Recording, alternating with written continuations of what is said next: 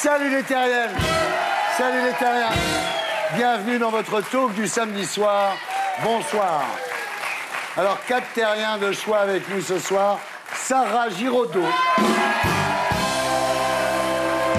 Alors, Sarah Giraudot, bonsoir. Avant tout, je voulais vous dire, ça me fait très plaisir de vous revoir. On s'était vu en 2006 sur le plateau de Tout le monde en parle. Vous débutiez dans une pièce intitulée Les monologues du vagin. Ouais. Vous aviez 20 ans. Oui. On avait parlé de vagin. C'était formidable, ça. Hubert Reeves, bonsoir. Alors, Hubert, vous expliquez dans votre dernier livre à quel point les hommes sont responsables de la dégradation de notre planète. C'est malheureusement très convaincant. Et j'ai failli appeler cette émission « Salaud les terriens ». Eric Ciotti, bonsoir. Bonsoir. Nous sommes très heureux de vous avoir avec nous ce soir. Merci. C'est vrai que vous avez l'air sympa quand on vous voit comme ça. Pourquoi d'habitude, non? Bah, en même temps, je suis pas gay, je suis pas arabe. Hein, non. Stéphane Guillon, bonsoir. Alors, il y a un an, vous quittiez Salut les terriens pour vous consacrer au cinéma. Vous nous raconterez, Stéphane, quel film vous êtes allé voir. Bien. En P3, après Le Zapping et Gaspard Proust, nous accueillerons notre invité du samedi 20h ce soir, Ophélie Pémarty, qui a dû brutalement arrêter l'école à cause d'une maladie peu connue, la phobie scolaire. Nous sommes ensemble jusqu'à 20h25 avec les Gréments de Fortune.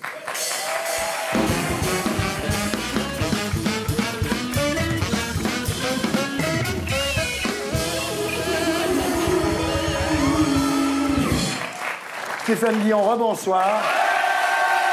Alors Stéphane, à partir du 17 septembre, vous serez sur la scène du Petit Théâtre de Paris dans une pièce intitulée La Société des loisirs avec Christiana Reali, Philippe Carrois et Lison Pennec. Alors le pitch, c'est quoi? C'est un couple de bobos qui arrêtent de fumer, qui arrêtent de boire. Ils semblent très heureux, très équilibrés. Ils adoptent une petite chinoise pour avoir bonne conscience. Et ils ont décidé de dire à leur meilleur ami, Antoine, que c'était terminé, qu'ils ne le supportaient plus. Voilà. Et la pièce va totalement déraper. On va s'apercevoir que tous les personnages sont profondément désespérés et seuls. C'est une pièce sur l'illusion du bonheur. Voilà. C'est pas mal, le pitch, non? Très bien, vous le faites très bien, en tout cas, le pitch. Vous êtes bien, bon pitch. Alors, vous êtes désormais, Stéphane, un comédien de théâtre. De théâtre. Votre public a pris 60 ans d'un coup, non? Ils ont vieilli, oui. Ouais. Surtout le dimanche en matinée. C'est une sorte de halo blanc comme ça. Comité d'entreprise. Mais c'est une pièce extrêmement moderne. Et je pense que les jeunes vont venir en nombre la voir. Je serai là, moi, en tant que jeune, le 17 septembre. Ah ouais. Ah là là, ça fait plaisir de te voir, tu sais. Ouais, moi aussi, vraiment. T'as changé quand même. Hein. Ouais, j'ai changé? Bah ouais, t'as pris. Ah oui. On a eu des bons moments. Hein. Ouais. Magnéto, Serge? Bonsoir. Je veux être un président normal, qui passe ses week-ends à Versailles, à 2 pas de Vélizy, des pauvres. De toute façon, elle va rebondir, hein. C'est une femme forte. Hein. À Le Poitou-Charentes, c'est une terrienne. Hein. Puis avec ses tenues blanches et rouges, elle va retrouver du travail chez Darty. Hein. J'ai pris la grosse tête, ce n'est un secret pour personne. J'ai une hypertrophie du moi. Et j'ai envie qu'on me flatte, qu'on me courtise et qu'on me flagorne. La gaujure, qu'est-ce que c'est, la gaujure? La gaujure, Thierry Ardisson, c'est être réactif. À l'étranger, séminaire, colloque international, quelles que soient les personnes qu'on croise, hôtesse, secrétaire, dame pipi, il faut être ferme. Avec Madame Merkel, on a humilié les Grecs, ces feignants, bouffeurs de feta et homosexuels.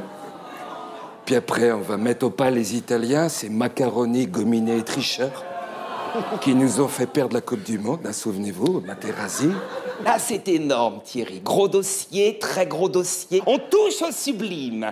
La ménagère est en extase, elle se caresse avec la télécommande, elle est ailleurs. Ce n'est pas un au revoir, c'est un adieu définitif. Ciao, Guido, Guido.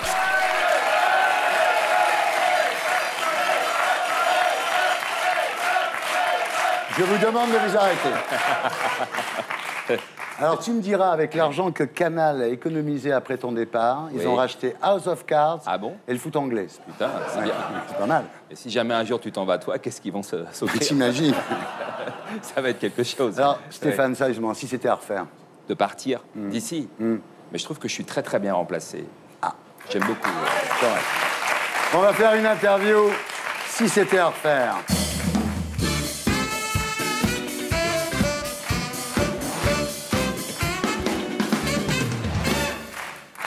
Si c'était à refaire, est-ce que vous quitteriez Salut les Terriens pour vous consacrer au cinéma? Ouais. C'est vrai que vous appelez les producteurs avec la voix de Besnéard pour leur dire prenez Stéphane Guillon. Oui, il faut le prendre, il est formidable. Est-ce que vous referiez des blagues sur Benjamin Castaldi si c'était à refaire? Non. Non. Non, mais un jour, Guy Bedos m'a dit méfie-toi de certaines cibles. Ouais. Et il avait raison. Je veux dire que s'il vaut mieux attaquer Bernard-Henri Lévy ou le président que C'est vrai. Flavie Flamand et son mari, quoi. Si c'était à refaire, est-ce que vous seriez aussi dur avec Nicolas Sarkozy?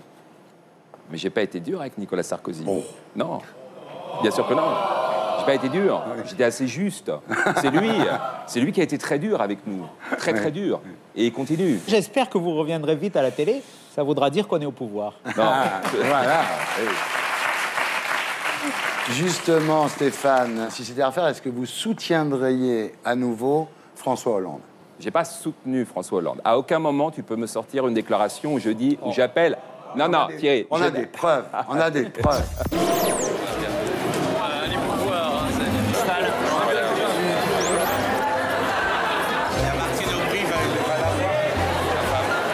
Bonjour. Comment allez-vous? Avec plaisir de vous voir.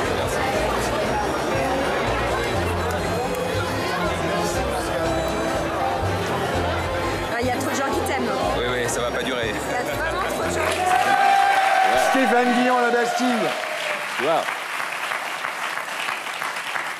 Je le dis, ça va pas durer. Et Ouais. effectivement, j'ai aucun copain là-bas, je peux te dire. Ouais. Aucun. Ouais. Et sur les papiers que j'ai fait chez toi, je tapais sur la gauche et sur la droite. Un peu plus sur la droite que sur la gauche, quand même. Un petit peu plus. Mais ils étaient aux affaires, c'est normal. Si c'était à refaire, Stéphane, est-ce que vous épouseriez à nouveau Muriel Cousin? Ah oui, on se remarie chaque année. Ouais, à la même date. Si c'était à refaire, est-ce que vous referiez autant d'enfants? Bah, j'en ai fait 4. Oui. Vous en avez fait 3. Oui, oui. Vous allez en faire un autre. Non. Bah, si. Il y a des trucs pour vous aider. Hein. Connard. Alors, si c'était à refaire, Stéphane, est-ce que vous referiez construire une maison en Corse? Mais oui, parce que toute ma famille est corse. Oui. C'est Paoli. Et vous, vous y allez aussi en Corse? Oui, hein. très souvent. J'étais en Corse cet Vous été. étiez bien là-bas. On m'a raconté une blague géniale. C'est Guillon qui se fait construire une maison en Corse, et boum.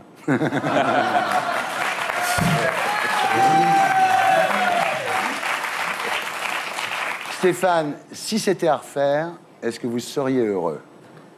Mais je suis très heureux. Ouais. Ouais. Vous avez toujours vos yeux un peu de cocker, là. Mais c'est spécial, il tombe, j'y peux rien. Donc si je souris pas, on pense que je suis triste. Regardez, là, j'ai l'air triste. Oui. Et là, j'ai pas l'air triste. C'est vrai. Je Quel pensais que- comédien!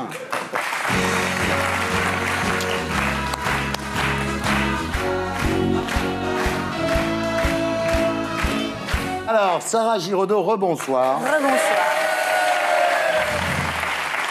Ça s'est bien passé, ces vacances dans la Creuse? Très bien. Alors, ce que j'ai découvert, en fait, c'est que les armoiries de la Creuse, c'était le nœud coulant et le tabouret. Ça, je savais pas. C'est gay comme bled, non? C'est beau. Alors, vous êtes la fille de Bernard Giraudot et Annie Dupéret. Vous Ah êtes bon donc double fille d'eux. Donc, ça vous énerve doublement, j'imagine, quand on vous en Non, parle dans c'est les juste que c'est interviews. un petit peu passé maintenant. Oui, c'est vrai qu'il y a un poids du nom dans une carrière. Par exemple, si on s'appelle Dutroux, c'est dur de travailler dans la petite moche. enfance. Alors, vos parents se sont séparés quand vous aviez 6 ans. Oui. Ils ont su garder d'excellents rapports, mais vous avez très peu vu ensemble, en fait. Très peu, oui. Ouais. J'ai presque pas de souvenirs de mes parents ensemble. Ouais. Mais c'est pas grave. Ouais. En fait, le moment où vous avez passé le plus de temps avec votre père, c'est quand il était malade. Oui, ça oui. Bah ça rapproche la maladie, malheureusement. Ouais. Vous dites sa tragédie l'a révélé à lui-même. Oui. Il est devenu vraiment lui-même, on va dire, grâce, si je peux dire, à la maladie. C'est horrible à dire, mais c'est comme ça. Alors, quand vous avez décidé d'être comédienne, votre mère vous a fait confiance. Ouais. Votre père était plus réservé, hein? Il avait peur, ouais. Ouais. Il avait peur que vous souffriez. Ouais. Il avait peur que je sois comme lui. Et puis un jour, il y a eu le Molière. Eh oui. J'imagine que ça a rattrapé 20 ans de cadeaux pourris de la fête des pères, non? Non, pas du tout. C'était une soirée. Je l'ai vraiment pris comme un beau cadeau cette soirée-là, mais faut pas. Je l'ai pas pris plus que ça. De toute façon, mon père m'avait dit attention, faut pas que tu le laies, sinon. Tu feras sinon plus ça va rien. être dangereux. C'est avéré faux parce que vous avez beaucoup travaillé après. Oui, mais ça c'est le talent. J'espère. Et si on regardait les images? Merci. Je voulais juste vous dire que je crois que le plus beau cadeau qu'on puisse faire à un comédien ou qu'un comédien puisse rêver, c'est faire rêver les gens. Et voilà, j'embrasse très fort mes parents, ma mère qui n'est pas là, mon père qui est ici ce soir, et j'en profite pour lui dire que j'attends le moment, je rêve du moment où il va remonter sur scène. Voilà. Je pense que je suis pas la seule à...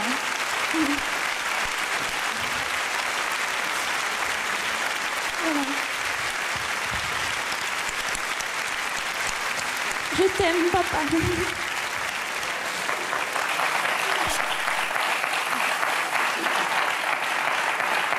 Et ça ne s'est pas passé. Alors aujourd'hui, Sarah, vous êtes sur la scène du théâtre La Bruyère, dans Zelda et Scott, aux côtés de Julien Boisselier et Jean-Paul Borde. Alors c'est l'histoire du couple mythique des années 20, emporté à l'image de l'Amérique par la dépression. Il y a 3 parties, la rencontre, le début de la descente et la schizophrénie. Et le trou. Voilà. Ouais. Non, tout ça avec de l'espoir et beaucoup de notes d'humour. C'est ce que je trouve génial chez Renaud Meyer, l'auteur. Et voilà, c'est de la passion entre un lion de la littérature et sa muse endiablée, on va dire, qui va tourner au combat de fauves et à l'autodestruction. Alors ça chante, ça danse, hein, c'est très gai, c'est très bien. Vous avez un orchestre sur scène comme ici. Et ça, c'est génial, ouais. Ouais. Il paraît que c'est formidable. Chris Oui. Canard et Ali a été les voir, elle m'a dit que c'était super. Bravo. Voilà. Et pour finir, la question de Laurent Delahousse. Sarah, pensez-vous que votre père serait fier de vous aujourd'hui? Beaucoup, je pense, bah oui. Ouais. Ah, mais c'est la question de Laurent Delahousse en même temps. Hein. Bah, je lui dirais ça, Laurent. Avec un œil peut-être un petit peu plus séduisant. Ouais. Vous voulez dire que vous seriez plus séduite par Laurent Delahousse que par moi? Oui, c'est ça. Certainement, oui, certainement. C'est ça que je veux dire. J'avais bien compris. Ah ouais. Nous sommes toujours en compagnie de Sarah Giraudot, d'Hubert Reeves, d'Éric Ciotti et de Stéphane Billon.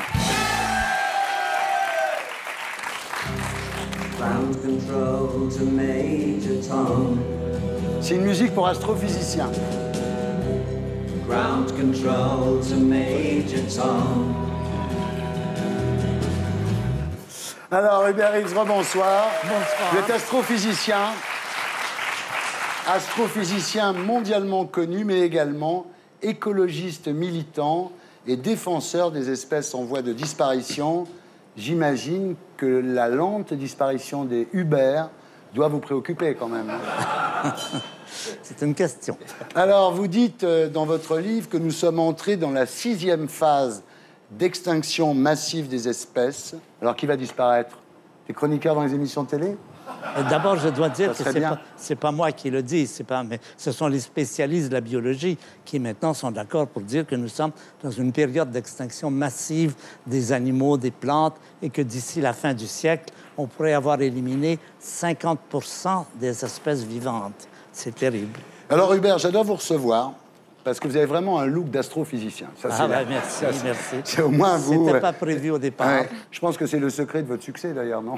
C'est possible. Ça y est. Oui, c'est possible. Alors, vous avez 81 ans. Oui, exact. Et si on compte en années-lumière, ça fait combien? Eh bien, vous parlez de la distance. Oui. Ça fait 81 années-lumière. Vous avez une jolie peau. Vous connaissez bien le système solaire. Vous mettez quel indice de protection à la plage? Je mets des chapeaux. Alors, vous êtes né le 13 juillet 1932, oui, à Montréal, au Québec. Oui. Et alors, il y a une histoire formidable, c'est que vous êtes toujours demandé si vous n'étiez pas le fils de l'ami de la famille, Louis-Marie, un moine trappiste, qui a été sans doute l'unique grand amour de votre mère. Oui. Enfin, vous n'êtes pas très sûr de ce qui s'est passé au Big Bang. Hein. Oui, ça me préoccupe pas trop. Quoi qu'il soit arrivé, c'est bien. Vous lui ressemblez? Plutôt, oui. Ah. Il y a des raisons d'y penser. Alors, ce qui est extraordinaire avec vous, c'est que vous avez un astéroïde qui porte votre nom. Il est où? Ah ben, il circule autour du Soleil, entre Mars et Jupiter. Il fait son tour à tous les 3 ans. Il a une barbe? Ah, ça, je ne l'ai jamais vu et je ne le verrai probablement jamais. Il est petit, il a 5 km. Oh. C'est un gros caillou. Un petit astéroïde. Alors, Hubert, vous publiez aux éditions du Seuil, là où croit le péril, croit aussi ce qui sauve. Alors, le pitch, à l'origine, des phénomènes cosmiques naturels ont permis la croissance de notre planète. Puis l'homme l'a peu à peu défiguré, Hubert. Comment concilier la belle histoire de l'univers et la moins belle histoire de l'humanité? La réponse, c'est le réveil vert. Alors, le réveil vert, c'est une éthique qui élargit la responsabilité humaine à la nature tout entière. Exactement. Voilà. Pour intégrer toute la vie, toute la planète dans notre humanisme. Ouais. C'est une nouvelle vision de l'humanisme qui ne considère pas que l'homme est spécial, qu'il est le but de la création, qu'il est le chef-d'œuvre, mais qu'il doit vivre en harmonie avec la nature, sinon il disparaîtra. Vous dites, nous nous respecterons entre humains que lorsque nous respecterons les non-humains. Et le but, c'est d'essayer de réconcilier les deux et de faire que l'intelligence humaine qui nous a permis de survivre jusqu'ici, eh bien, nous permette également de continuer à vivre et de ne pas nous détruire. Oui, mais Hubert, est-ce que c'est correctible? Est-ce que c'est pas trop tard? Ben, ça, on n'en sait rien. Il ne faut surtout pas se dire que c'est trop tard. C'est peut-être trop tard. Parce que le moment où vous vous dites que c'est trop tard, c'est trop tard. Je ne sais pas si ce qui va se passer sera bien. Personne ne connaît l'avenir de la planète, même dans 50 ans. C'est très proche de nous. Mais pourtant, je pense qu'il est très important que nous prenions en charge ce sauvetage de l'humanité. Il ne s'agit pas moins que de cela. Hubert, est-ce qu'on ne peut pas trouver une autre planète? Eh bien, ça ne changerait pas grand-chose si on transporte là-bas les problèmes que nous avons ici. C'est pas la peine d'aller ailleurs si on recommence les mêmes bêtises. Et je vais vous poser une question. Quand on voit une étoile filante, si on fait un vœu, ça marche ou pas? Sérieux? Eh bien, il paraît qu'il faut y croire. Ah, ben voyez, c'est comme l'écologie, alors. Je ne sais pas. Est-ce que vous trouvez qu'en France, on prend l'écologie dans le bon sens? Ben, il y a de tout. Il y a eu une période très positive dans les années 2007, autour des dernières élections, avec le Grenelle de l'environnement. On sentait qu'il se passait des choses. Maintenant, on a l'impression que ça se ternit et qu'il faut redonner de l'espoir et surtout de l'activité et obtenir, vous avez parlé des taxes. Eh bien, malheureusement, il faudra des taxes pour l'écologie, parce que l'écologie, si on ne la guérit pas, ça coûtera beaucoup, beaucoup, beaucoup plus cher. Que les taxes. Que les taxes. Ça, c'est difficile à entendre. On n'aime pas beaucoup entendre cela. Ah ben non. La taxe carbone, toutes ces choses-là, mais je crois que c'est des nécessités si on veut continuer à habiter favorablement cette planète. Ce que je voulais dire, en fait, c'est que maintenant que les écologistes sont au pouvoir, on parle moins d'écologie que quand c'était Sarkozy, finalement. Je ne sais pas s'ils sont beaucoup au pouvoir, les écologistes. Je me le demande. Tac, tac. Vas-y, Hubert.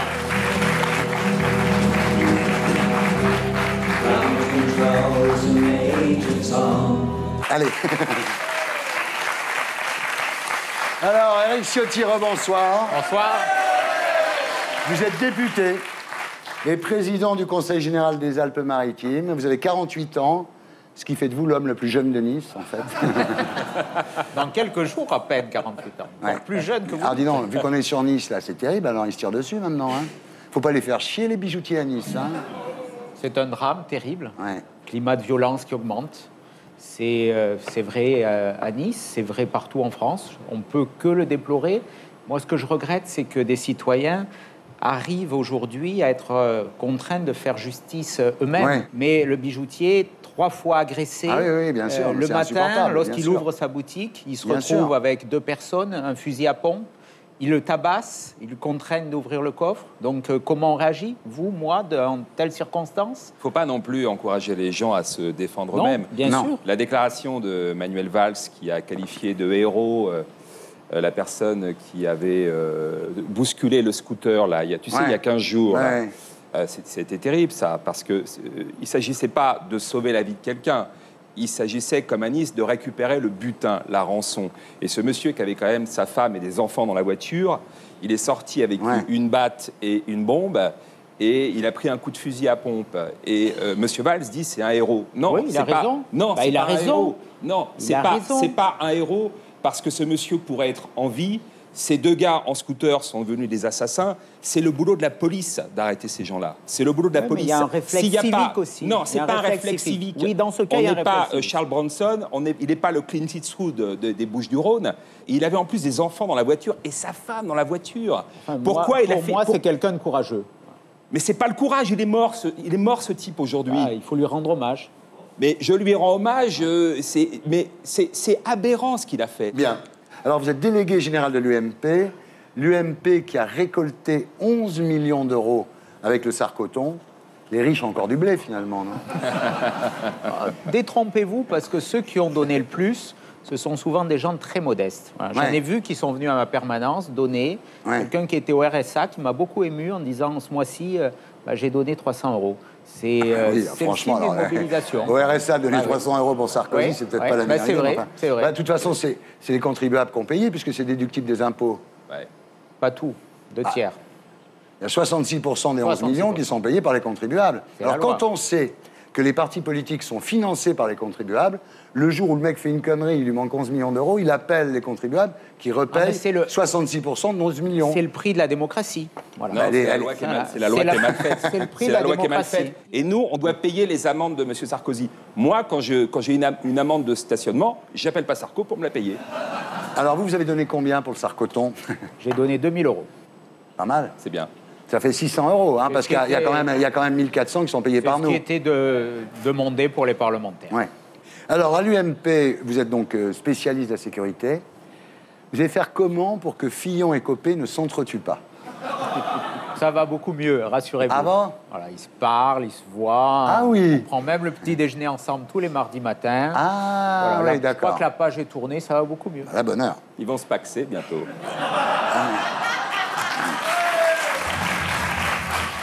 Alors, vous avez un problème, effectivement. Vous faites plus trop partie des amis de Nicolas Sarkozy.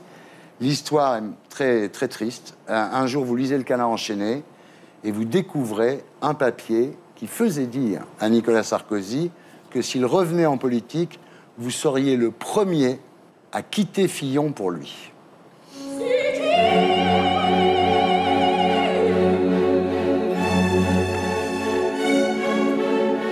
Et là, c'est le drame, vous dites, non, c'est pas le drame. Je n'irai pas à Arcachon. Vous voyez, c'est pas le drame. Ah oui. Et voilà. C'est d'une violence. C'est une violence terrible. Je n'irai pas à Arcachon. En même temps, ils auraient pu faire ça au Fouquet, c'était un clin d'œil sympa. Ou dans un haut lieu du sarkozysme à Disneyland. Mais pourquoi Arcachon? L'année dernière, c'était à Nice. Cette année, mais c'était sympa à Nice, oui.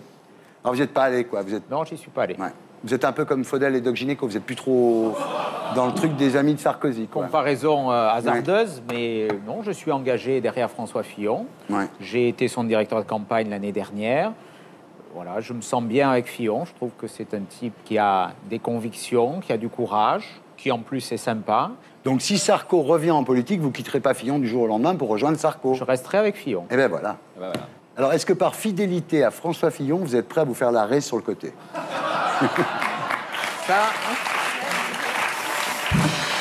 Ça va être dur, hein. Ça va être dur. Il est sympa, Fillon. Oui, très. Puis alors, ce qui est bien avec Fillon, c'est qu'il a la bonne franquette, si tu veux. Il est près des gens, regarde. C'est un type très simple. Hein. Il a le même conseiller en communication que Louis XVI, ou quoi? Ils ont l'air heureux, en tout cas. C'est une belle famille française, en tous les cas. Oui, et la photo est naturelle, elle n'est pas posée? Oui, bah c'est Paris Match. Hein. Oui. Ah, c'est Match. Alors, Fillon, non, sérieusement maintenant.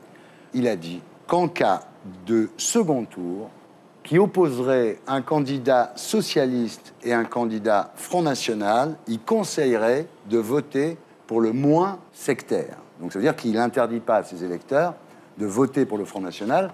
Ça veut dire que c'est la fin du Front républicain, quoi. Non, il dit pour les élections municipales, votons pour le moins sectaire. Parce ça veut dire quoi, le moins sectaire? Quand un maire dirige une ville, c'est pas une considération politique, c'est pour les municipales qu'il parlait.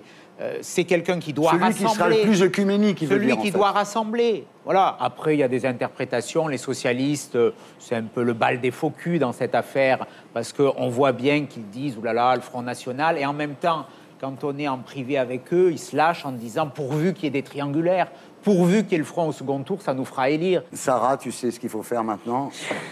Ça t'intéresse pas? Non, mais si, mais je suis dépitée par la politique, Bah oui. excusez-moi. Mais c'est vrai que ce discours dépiterait C'est n'importe juste quoi. que le bal des faux culs et le bal de l'hypocrisie, j'ai l'impression que c'est pour moi, c'est la politique un peu en N'oubliez pas que Marine Le Pen a fait battre Nicolas Sarkozy.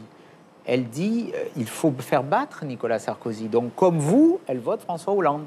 C'est là où vous vous rejoignez. Hubert, la politique française, vous qui êtes québécois, vous en pensez quoi? Ça ne m'emballe pas, en tout cas, ça ne me donne pas envie d'aller voter. Ça, c'est clair. On passe maintenant à l'actualité de la Terre avec l'édito de Blacko. Et c'est Bruno Roger Petit, chroniqueur politique sur le site Le Plus du Nouvel Observateur, que nous retrouverons sur ce plateau après le Magnéto.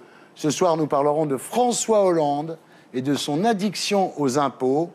Vous qui avez soutenu François Hollande, vous le soutiendrez jusqu'à quel taux d'imposition Le maximum. Maximum. Vers le 14 septembre, je suis bien, je sais que je vais pouvoir bien payer, j'adore ça. J'adore ça. À l'édito de Blacko.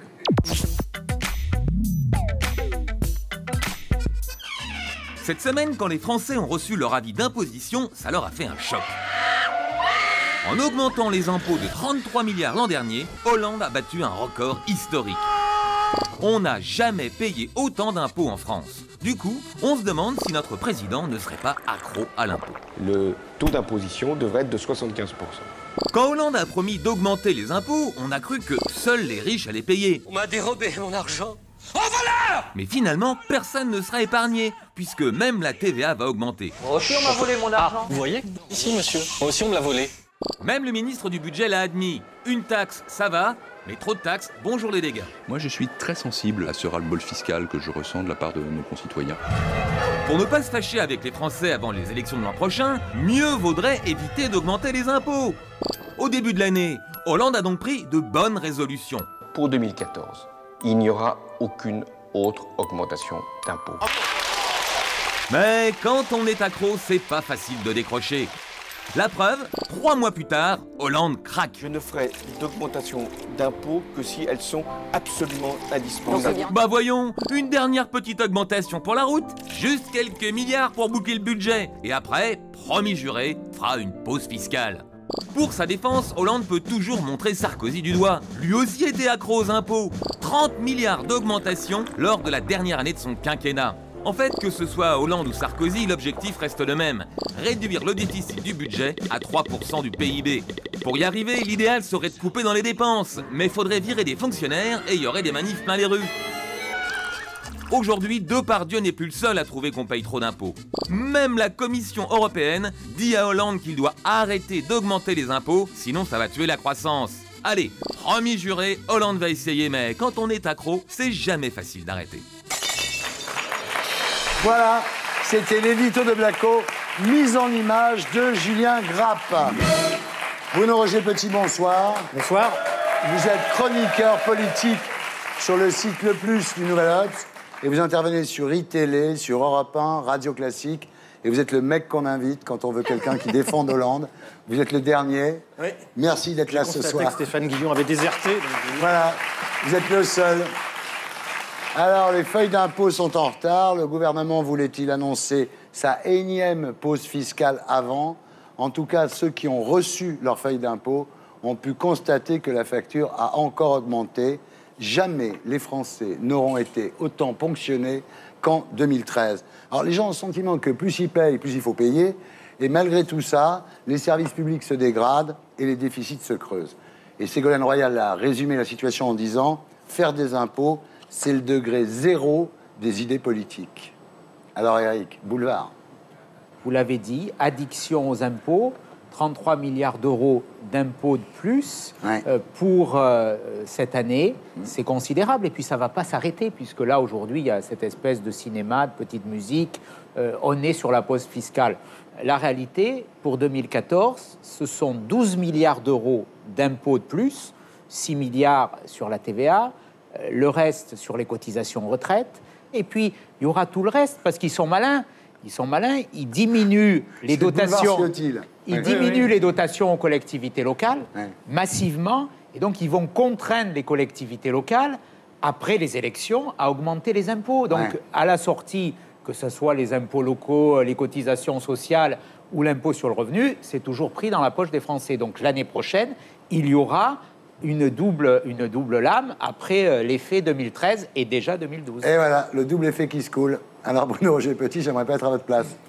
Non, mais c'est intéressant parce qu'on est typiquement dans le caractère un peu falsifié de ce débat. C'est-à-dire qu'on sort beaucoup de chiffres qui sont vrais. Merci. Et puis, ça crée un climat, une ambiance où psychologiquement, on a tous l'impression qu'on va être mais frappé comme jamais par les impôts de François Hollande. C'est vrai.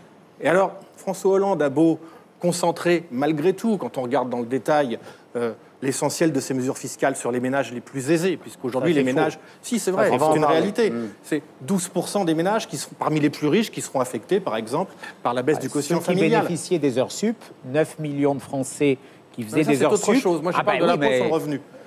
La conséquence, pas tout, Eric. Non, la conséquence, elle est sur l'impôt sur le revenu. Pourquoi il y a de la colère, notamment chez les ouvriers? Parce qu'ils faisaient des heures supplémentaires qui étaient défiscalisées.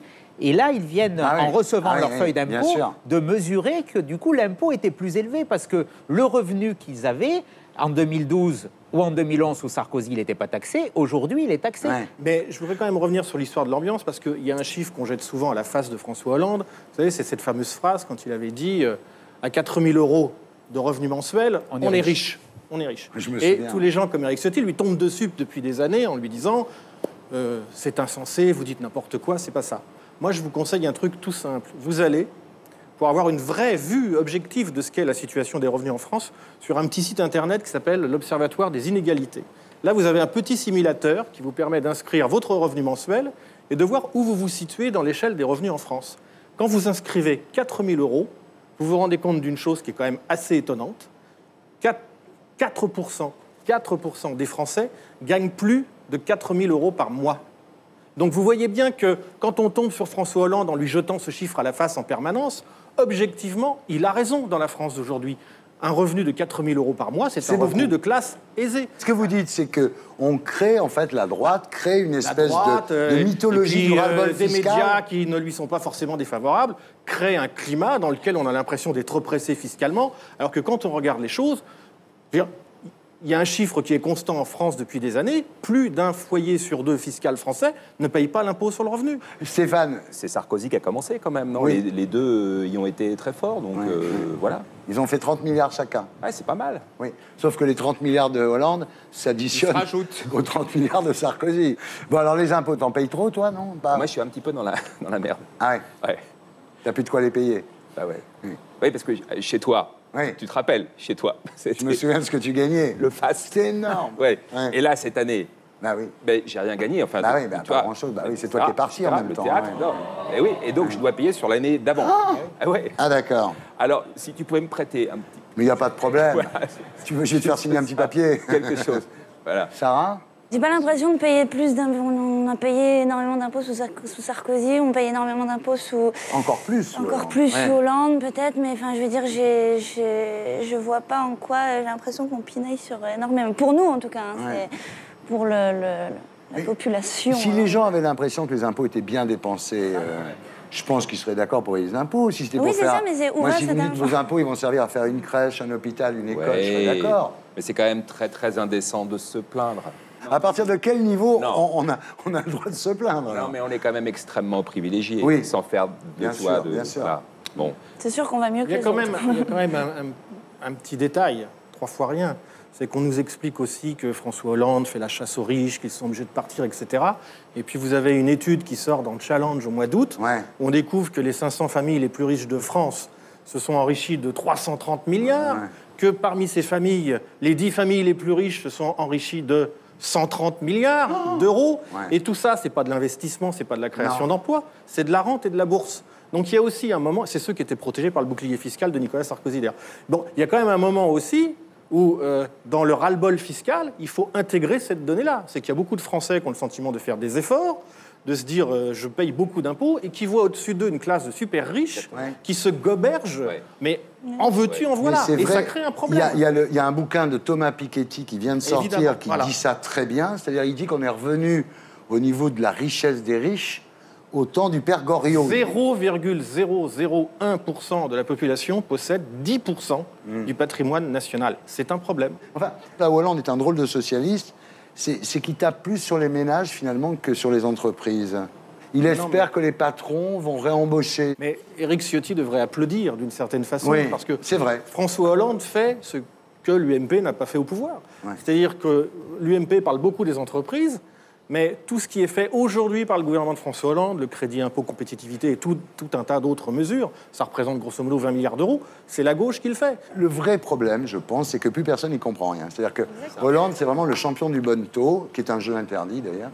Un jour, c'est un impôt, un jour, c'est une taxe, puis après la pause fiscale.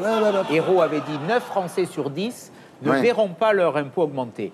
Tout le monde s'aperçoit aujourd'hui que son impôt augmente. Et puis, à la sortie, ce sont les résultats. 300 000 chômeurs de plus, des déficits qui se creusent, un déséquilibre budgétaire de plus en plus manifeste. Donc, il n'y a aucun résultat. C'est ça qui est grave. Personne n'écoute ce que vous dites là parce que Sarah Giraudot vient d'enlever son... Ah oui.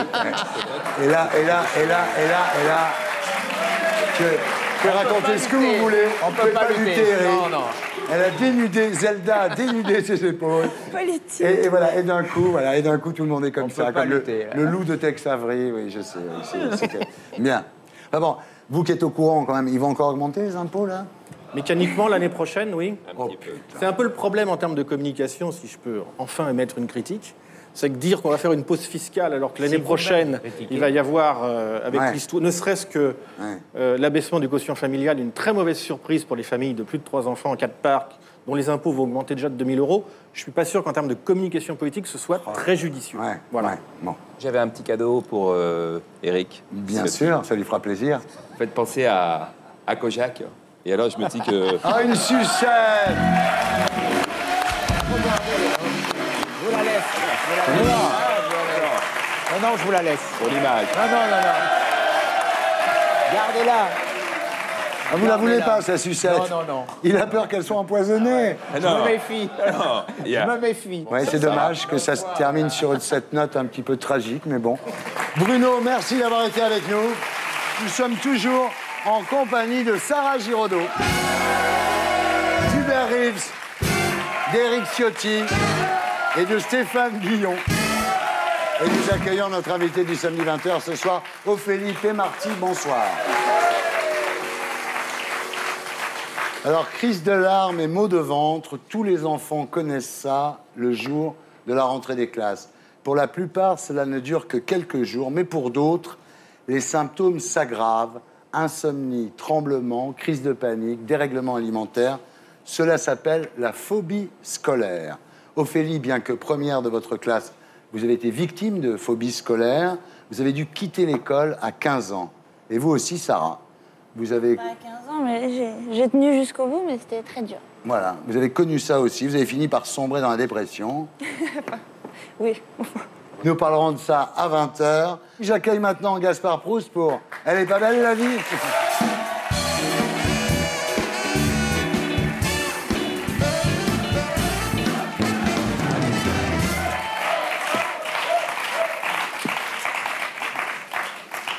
Eh oui, eh oui.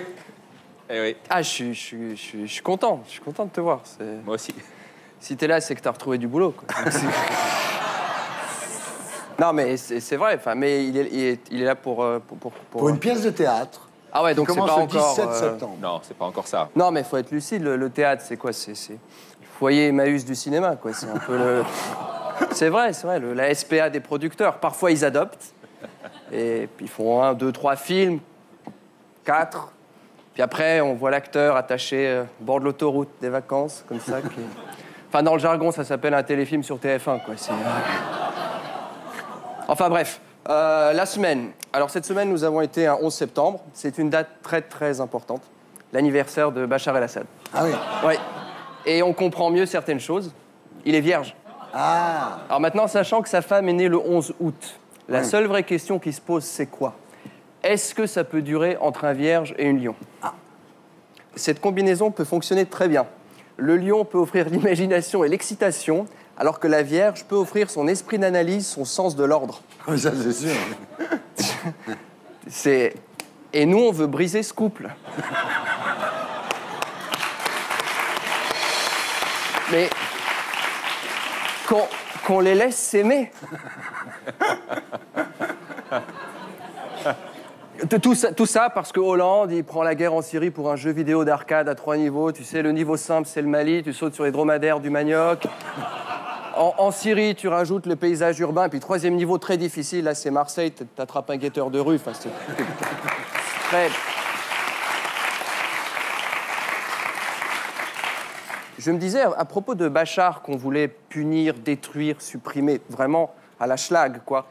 Je veux dire, Bachar, par rapport à la réforme Taubira, oui. C'est quand même bizarre de vouloir mettre en place des peines de probation pour des délinquants reconnus coupables en France et en même temps envisager la peine de mort pour des suspects présumés innocents à l'étranger.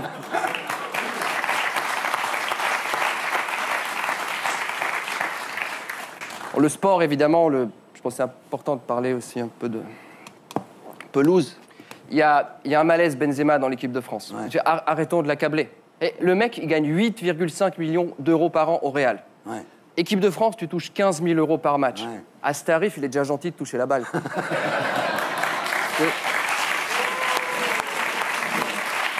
Non, mais Benzema en équipe de France, c'est Alain Ducasse qui vient faire une pige au McDo, quoi. Alors après, l'équipe de France n'est pas toujours irréprochable dans ses demandes, dans ses complaints, so to say. Elle se plaint d'être mal aimée. C'est sûr que c'est pas en allant aux putes que tu te fais une idée complète de l'amour, quoi.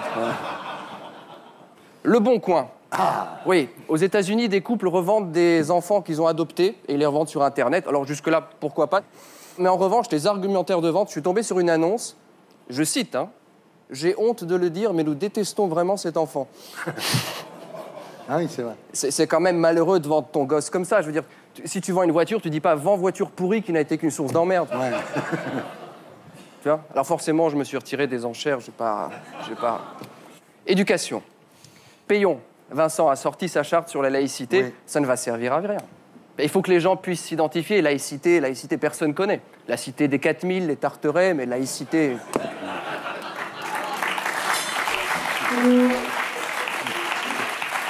Bien.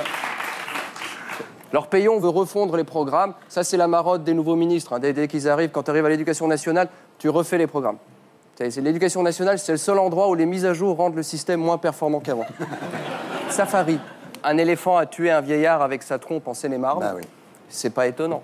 En ce moment, tu sais, les éléphants, ils quittent les hauts plateaux de Picardie pour aller rejoindre le bassin francilien. Il faut vraiment respecter l'équilibre fragile de cette région. C'est un écosystème d'une beauté absolue, quoi. Spectacle extraordinaire. Moi, récemment, je suis allé en baie de Saint-Malo voir l'accouplement des crocodiles. Ouais. C'était sublime. C'est quand tu vois le crocodile affalé comme ça et qu'à l'improviste, un ours polaire qui passe. Il y a une... Sport toujours. Kevin Lefebvre. Jusque-là, ça ne dit rien à personne. C'est normal. C'est un attaquant du Red Star qui souffre d'une fracture du nez. Alors, c'est un petit jeune qui monte. J'ai juste envie de lui dire, la coke, c'est avec une paille, pas avec un marteau. C'est... Cinéma. La rentrée d'Alain Delon, qui a déclaré que l'homosexualité était contre nature. Dire ça au XXIe siècle, faire l'apologie de l'hétérosexualité. Pour Alain Delon, l'homosexualité est contre nature. Il a fait Rocco et ses frères. Non, mais je veux dire, comment est-ce qu'on peut encourager l'hétérosexualité quand on sait que statistiquement, monsieur Ciotti, vous le dites jamais, tous les délinquants, je dis bien tous les délinquants, sont les enfants d'un couple hétéro. En débat, on vous l'a jamais fait, celle-là. Hein. Non, pas encore. Ouais. Pas encore. Pas encore. Non, mais c'est grave. C'est grave. Que fait Pierre Berger? Oui.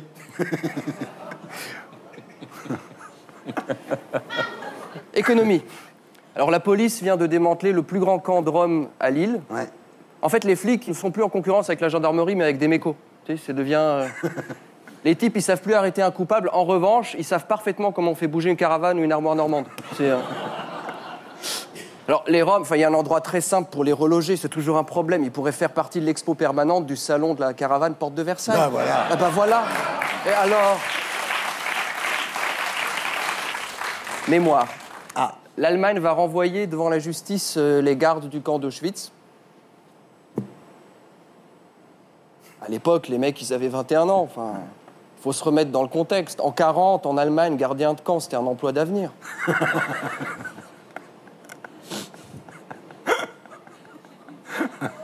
Amour. 2 vieux ont été retrouvés ligotés dans une maison. Voilà ce qui arrive quand on joue des jeux SM et qu'à cause d'Alzheimer, on a oublié le mot de passe pour dire stop.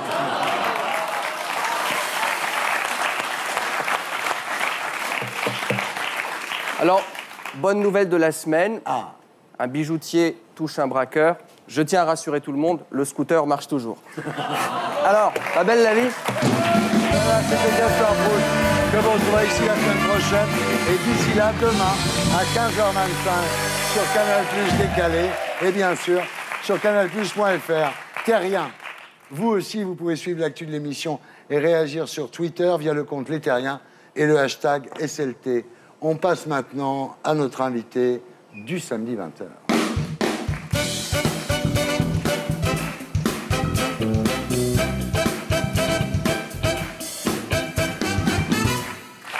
Ophélie, rebonsoir. Alors, vous êtes née le 5 juin 1990 à Castres, père agent de travaux au Conseil général, mère secrétaire comptable.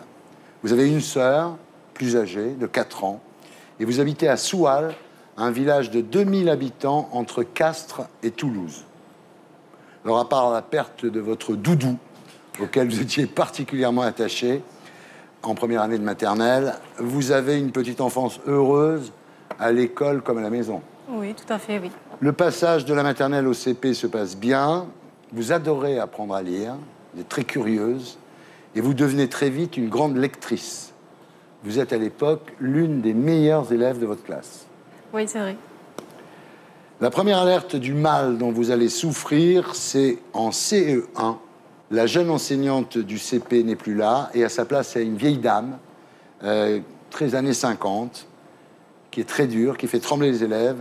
Et c'est là que vous ressentez, pour la première fois, la peur d'aller à l'école. Oui. L'entendre crier tous les jours, l'entendre, pas forcément sur moi, c'était juste son caractère, sa façon d'enseigner.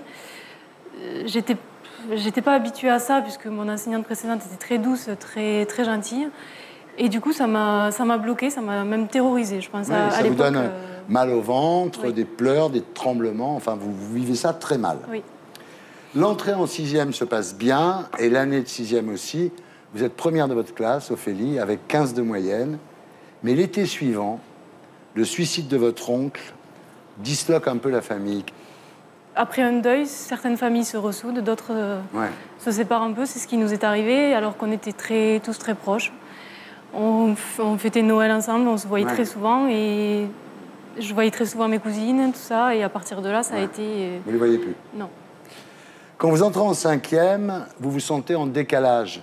Vous dites, j'ai grandi trop vite cet été-là, et aux yeux des autres, alors comme vous êtes très doué, vous lisez, etc., vous commencez à passer pour une espèce d'intello mutique et sérieuse, et cela vous marginalise. Je me sentais moi-même en décalage par rapport à eux, mais eux m'ont mis aussi à l'écart parce que je rigolais pas autant qu'eux, parce que j'étais plus réservée. Vous aviez mûri.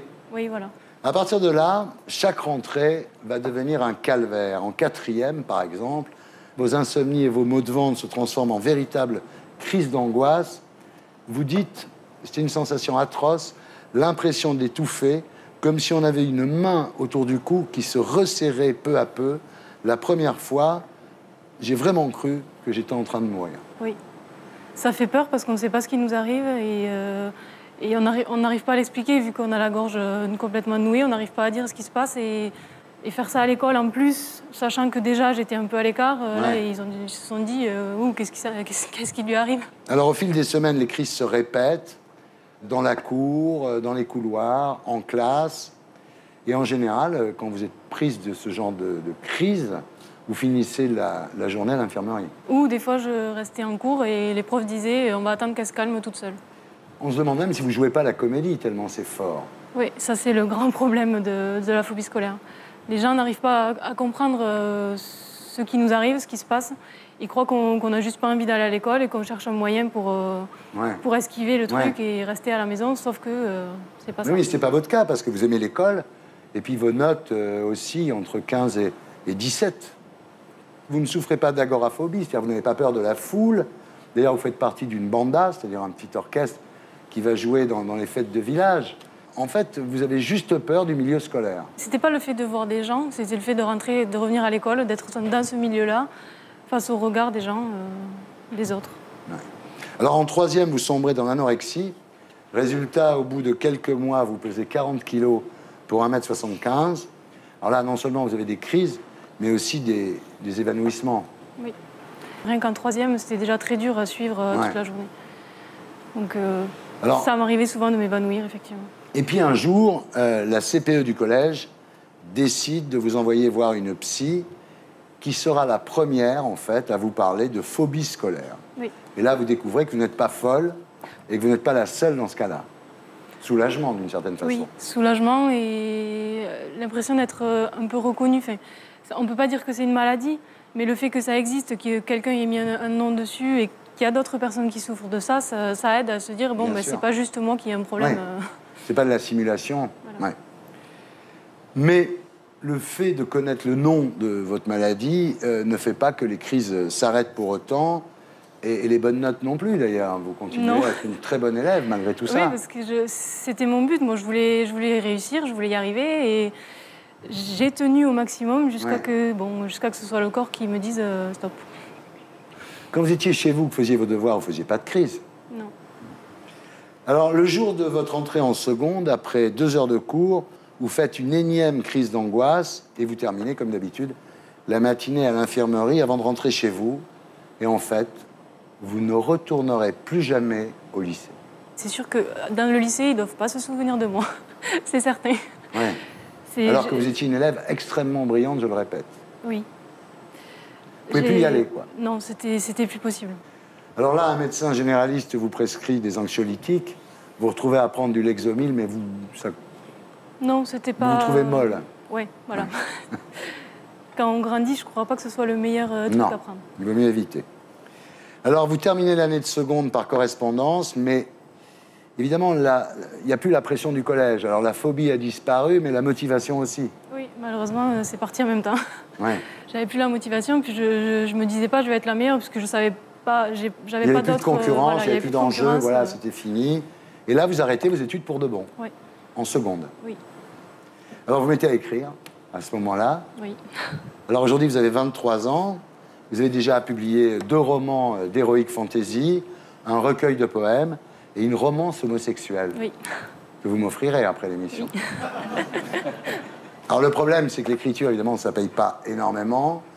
Et vous vous retrouvez en train de faire des ménages pour des personnes âgées. Oui. C'est-à-dire, vous, la brillante élève qui avait des 17, des 18, vous vous retrouvez en train de faire le ménage. Oui, mais c'est pas si gênant. Je veux dire, c'est pour gagner ma vie. C'est pas le super boulot, ok, mais moi j'aime le contact avec les personnes âgées, il n'y a pas de souci. Ouais.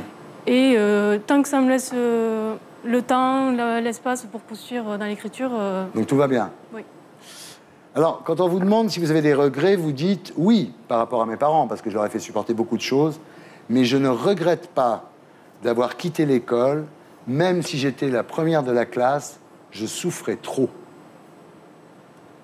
Oui, c'était devenu trop dur, trop... Insupportable. Oui. Est-ce qu'aujourd'hui, vous pourriez retourner à la fac pour reprendre des études, par exemple? Je pense pas. Après, on ne sait jamais. Maintenant, on peut reprendre les études n'importe quand, c'est pas un souci. Donc, je me dis peut-être plus tard, un jour, si j'ai envie, quand ce sera assez loin derrière moi, peut-être... Ouais. Vous avez l'air bien, là. Oui. Alors, Sarah Giraudot, vous étiez victime un peu de ce syndrome de phobie scolaire. Vous dites, je ressentais une souffrance indescriptible quand je devais aller en classe. J'ai fini par basculer dans la dépression. De 13 à 16 ans, j'ai vécu l'enfer. Ça aura été mes années de perdition. Oui. Moi, j'ai pas pris d'anxiolytique, j'ai fumé de l'herbe. Ce qui est un petit peu la même chose, on va dire. Mais oui. C'était pareil. Quand vous alliez à l'école, c'était... C'était boulot au ventre. C'était pour moi, l'école, les enceintes de l'école étaient relatives à la prison. Ouais. Il n'y avait aucune liberté pour le rapport maître-élève, l'absence de sourire, l'absence de relations simples et naturelles. Tout ça me provoquait chez moi une angoisse. Et c'est l'école Saint-Jean-Perse qui m'a...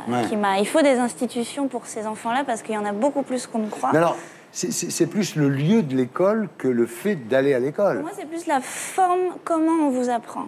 Et c'est vrai que moi, j'ai une directrice qui m'avait dit, c'est parce que vous n'aimez pas apprendre, donc ma petite, il faudra vous y faire. C'est pas le problème. Ouais. On a envie d'apprendre, mais c'est comment on vous apprend. Et vos parents ont réagi comment? Ils étaient assez pétrifiés parce que les pauvres, ils sont partis de l'école assez tôt, très tôt même, 13 ans. Donc voilà, ma mère était dans la fuite. Elle voulait, je pense, pas voir que j'étais malheureuse. Moi, je voulais pas les décevoir, donc je cachais aussi. Jusqu'au moment où j'ai essayé de changer d'école et j'ai pas pu rentrer, rentrer dans une enceinte. Mon corps était complètement bloqué. Oui, c'était exactement comme Ophélie finalement. Voilà, et c'est un psy effectivement qui m'a dit. Ce qui est étonnant d'ailleurs, c'est que vous avez très bien, vous avez très bien réussi au théâtre. Vous êtes en train d'écrire des livres. Finalement, ça. Pourquoi il ne faut pas aller à l'école? Hubert, vous avez été à l'école, vous? Eh oui. Vous n'avez jamais été victime de phobie scolaire? Non. Il était dans la lune, déjà. Peut-être. Ce sera le mot de la fin, Monsieur Guillon.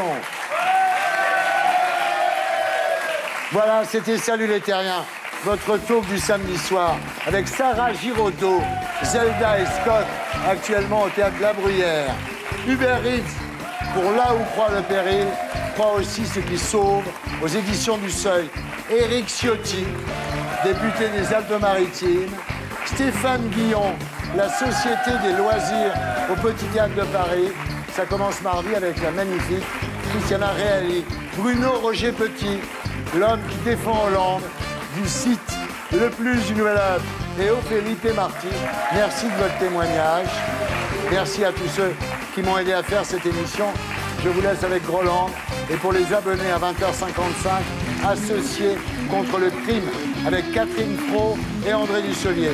Rendez-vous ici la semaine prochaine et d'ici là sur canalplus.fr avec en bonus le top des vannes, l'édito de Blaco et Gaspard Proust. Salut les terriens.